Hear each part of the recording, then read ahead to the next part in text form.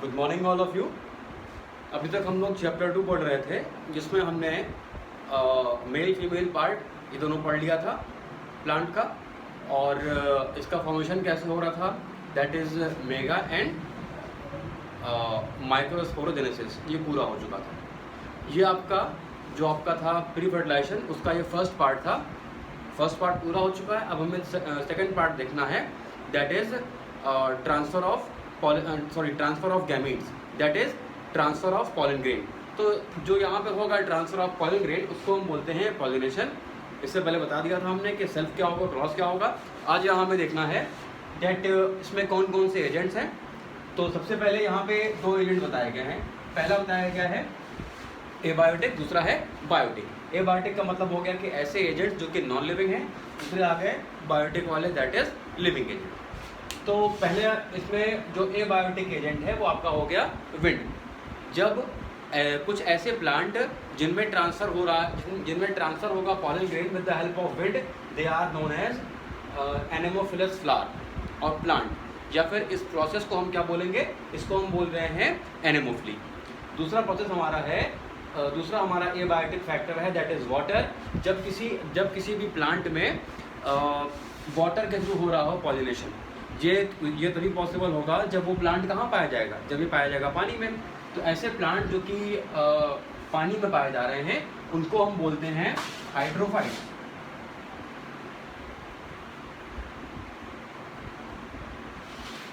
जो ये हाइड्रोफाइट्स हैं, ये इनमें होगा हाइड्रोफिली। हाइड्रोफिली का मतलब है कि इसमें जो पॉलन ग्रेन है वो with the mercy of water, या वो पानी के करंट की वजह से, या जो वाटर करंट है उसकी हेल्प से वो ट्रांसफ़र हो रहा है पॉलन ग्रेन।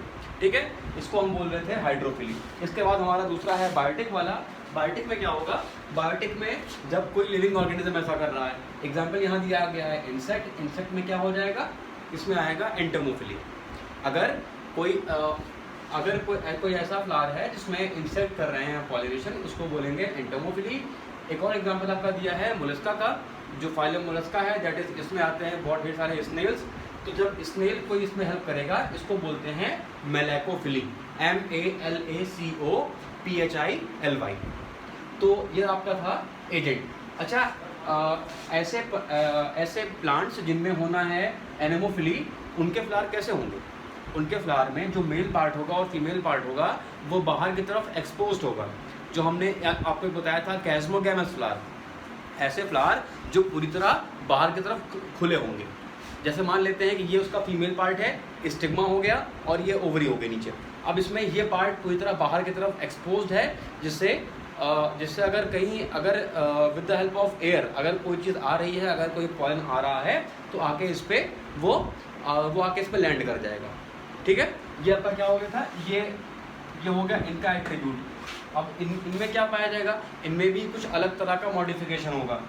चलिए उसको हम आगे देख लेते हैं। मॉडिफिकेशन में बायोटिक में क्या हो जाएगा, इसके अलावा अगर यही चीज़ हो रही है ह्यूमन बींग से, तो इसको हम बोलते हैं आर्टिफिशियल हाइब्रिडाइजेशन या फिर मैनुअल पॉलिनेशन, जिसमें जो अक्सर एक कह सकते हैं एक गार्डनर या एक माली करता है। ठीक है, तो ये था आपका, ये है आपका एजेंट्स ऑफ पॉलिनेशन। आगे इसमें हम बात करेंगे एडेप्टेशन के बारे में, कि कैसे कई सारे प्लांट अपने आप को अडेप्ट करते हैं किसी भी कंडीशन में रहने के लिए। जैसे यहाँ सबसे पहले दिया हुआ है एडेप्टेशन फॉर हाइड्रोफिली।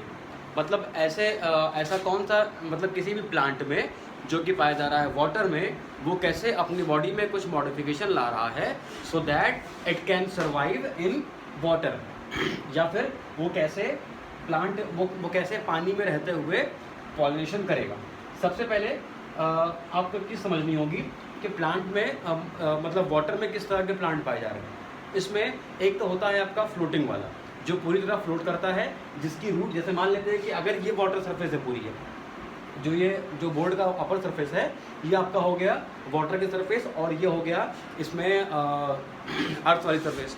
ठीक है, जिसमें से देखिएगा, अगर ये उसका ऊपर की तरफ, ये ऊपर की सरफेस है, ये वाटर के ऊपर की सरफेस है, तो यहाँ पे कुछ ऐसे प्लांट हैं जो इस तरह से पाए जाएंगे, मतलब वो फ्लोट कर रहे हैं।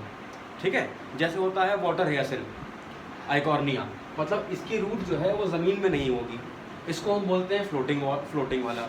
दूसरा हो गया सबमर्ज्ड, जो कि इसमें इस तरह पाया जा रहा है, मतलब जो भी वाटर बॉडी जो उसका बेस है उसके बेस से ये लगा होगा, इसको बोलेंगे सबमर्ज्ड। इसमें एक और कैटेगरी है जो आता है सेमी फ्लोटिंग वाला, जिसमें रूट तो ज़मीन में लगी होती है लेकिन जो उसका पूरा प्लांट है वो बिल्कुल टॉप पे रहता है और उसमें हॉलो स्टेम पाई जाती है, जैसे आपने देखा होगा लोटस में। तो यहाँ एडाप्टेशन में यहाँ पहले बात करेंगे सबमर्ज प्लांट की, ऐसे प्लांट जो कि पानी में पूरी तरह डूबे हुए हैं। फॉर एग्जांपल यहाँ पे देखिएगा, यहाँ पे कुछ नाम दिया हुआ है, वेलिस्नेरिया और हाइड्रिला। तो ऐसे प्लांट में क्या होगा, जो वेलिस्नेरिया है इसमें फीमेल कैसी हो जाएगी, वो और इसमें और कॉइलिंग हो जाएगी, जिससे ये बिल्कुल टॉप, जैसे मान लेते हैं ये प्लांट यहाँ पे है, ठीक है, प्लांट पूरा। अब क्या होगा कि जिसमें फीमेल पार्ट है इसमें होगी कॉइलिंग, और ये कैसे भी करके टॉप तक, यहाँ तक पहुँच जाएगा, बिल्कुल टॉप वाले सरफेस तक, जिससे क्या होगा मतलब ऐसे पॉलन ग्रेन जो कि फ्लोट कर रहे हैं उसको ये एब्जॉर्ब कर पाएगा, या फिर वो आके इसको पॉलिनेट कर पाएंगे, ठीक है। तो ये था किसके बारे में, submerged fresh water hydrophyte, for example Vallisneria और हाइड्रिला। इसके बाद दिया है इसमें सी ग्रास के बारे में, ठीक है, जिसमें फीमेल पूरी तरह सबमर्ज रहती है, ठीक है। वो सबमर्ज क्यों होती है, ये पानी में पूरी तरह डूबी होती है, जिससे कि अगर जो भी मेल पार्ट है वो आके इसको पॉलिनेट कर जाए।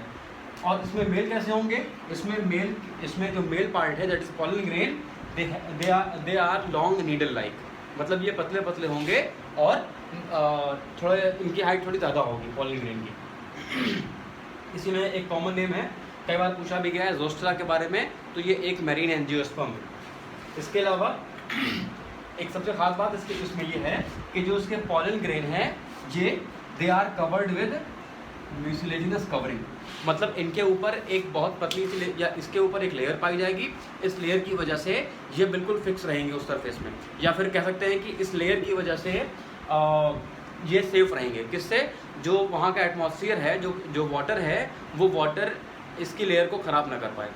आपको पता ही है कि पॉलन ग्रेन में मेन 2 लेयर पाई जाती हैं, एक्साइन और एंटाइन। एक्साइन किससे बनी होती है, it is made up of sporopollenin, where as intine is made up of pectin and cellulose, collectively called pectocellulose, ठीक है।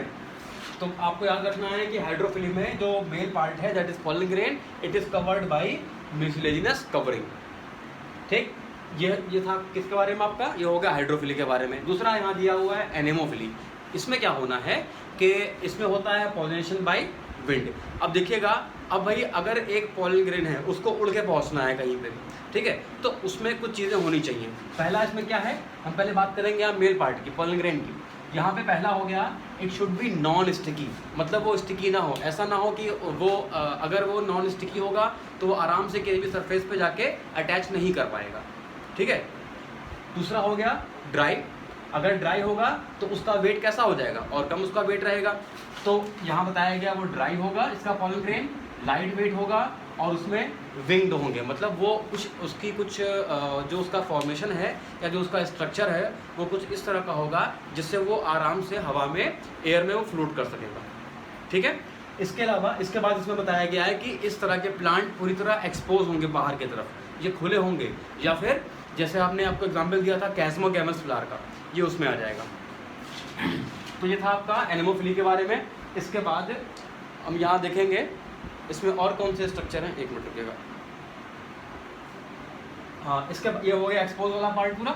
अब हम बात करेंगे फीमेल पार्ट की। इसके फीमेल में क्या होगा, जो फीमेल पार्ट है ये कैसा होगा, दैट इज स्टिग्मा जो होगा, इसका स्टिग्मा थोड़ा स्टिकी होगा और थोड़ा बड़ा होगा, लार्ज होगा और फेदरी होगा। अगर स्टिग्मा बहुत पतला सा होगा तो उसका सरफेस एरिया बहुत कम होगा और वो पॉलन ग्रेन्स को एब्जॉर्ब या कह सकते हैं कि उसे ग्रैप्स नहीं कर पाएगा, ठीक।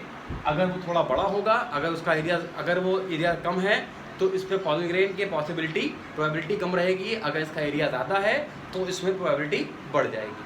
तो इसने अपने आप को मॉडिफाई कर लिया है, ठीक है। ये था आपका लार्ज और फेदरी वाले के बारे में। दैट इज ऐसे प्लांट्स या ऐसे फ्लावर जिनमें होना है एनेमोफिली, उनको हमने यहाँ पे देख लिया कि कैसे उनमें मॉडिफिकेशन हो रहे हैं। इसके बाद इसमें अगला दिया हुआ है, इसमें लास्ट है एंटेमोफिली। एंटेमोफिली का मतलब है कि एक ऐसा फ्लावर या एक ऐसा प्लांट जिसमें इंसेक्ट से होगा पॉलिनेशन। ठीक, इसमें क्या क्या हो जाएगा, सबसे पहले इसमें सबसे पहली चीज़ बताई गई है कि इसके फ्लावर कैसे होंगे, इसके फ्लावर कलर्ड होंगे। अगर कलर फ्लावर होगा तो फिर इसके तरफ इंसेक्ट्स अट्रैक्ट होके आएंगे और उनकी बॉडी में पॉलन ग्रेन लगे होंगे, तो वो पॉलन ग्रेन आके ये इसकी डस्टिंग करेगा दूसरे प्लांट्स पे और इसका फ़ायदा उसको मिल जाएगा फीमेल पार्ट को। तो पहला क्या हो गया, पहला देखा आपने दैट फ्लावर इज कलर्ड।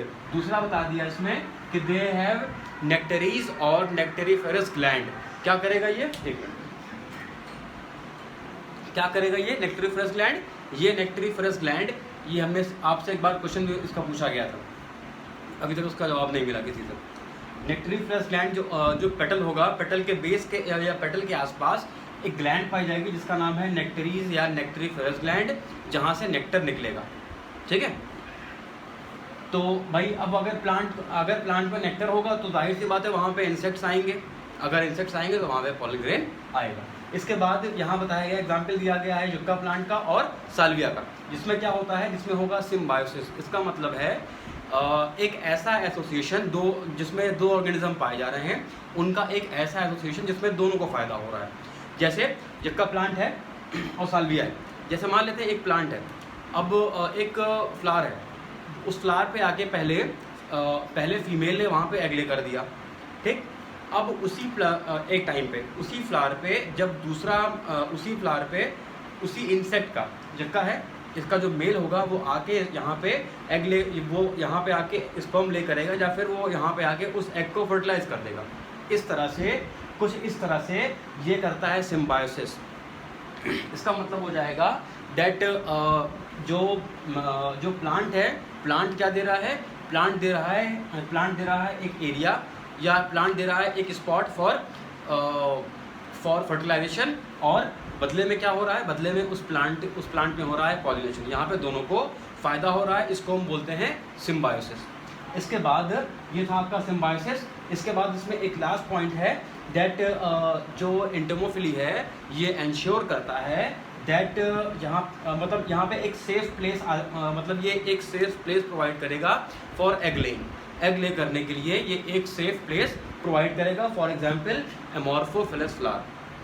ठीक है, इसमें आपको एग्जांपल याद रखने हैं, ध्यान दीजिएगा। यहाँ नीट में मोस्टली आपके एग्जांपल से क्वेश्चन पूछे जाते हैं, तो आपको एग्जांपल याद करने हैं अच्छे से। जैसे यहाँ था ज़ोस्टेरा, पॉलिस्नेरिया हाइड्रिला, इसके बाद यहाँ पे आपका दिया है युक्का प्लांट एंड साल्विया, एमॉर्फोफिलस। तो that was all about today. अगले टर्न पे हम लोग जो इसमें बाकी टॉपिक बचे हुए हैं, जैसे आपका दिया हुआ इमैस्कुलेशन, बैगिंग वगैरह है, इसके आगे इसमें आपका दिया हुआ है मेल फीमेल पार्ट में इसमें एक होगा पॉलन पिस्टल इंटरेक्शन, ये सारी चीज़ें हमें पूरी करनी है।